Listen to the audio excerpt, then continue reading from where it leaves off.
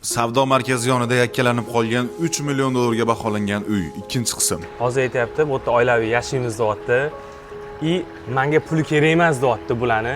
Bular mana bu devorlarni 7 metr, 8 metrlik temirdan yasalgan devorlarni qurib tashlabdi. Mana bu savdo markazining egalari echlari bo'yicha hammasi noqonuniy, bularni hammasini men sudga beraman deb yomonlayapti-da, aytayapti. Aslida haqiqatda men bilaman faqat deyapti. Internetdagi hamma ma'lumotlarga ham ishonavermanglar deyapti.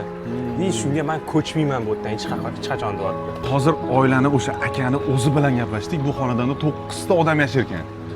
Qarang, atrofini o'rab tashlashgan.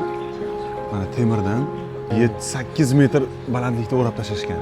Endi quyosh faqat soat 12 dan to 3 gacha tushadi xolos. Bo'lmasam polностью shunaqa sal qorong'uroq bo'ladi. Jami 14 ta xona ekan, faqat xonani oldirishga ruxsat bermadi. Shahboz o'zi tarjimonlik qildi. Targoviy sentrda yonida tasavvur qiling. Metro shundoq chiqqaningizda 10 metrdan keyin Adidas, nimaaytda avtobusli stoyanka bor ekan.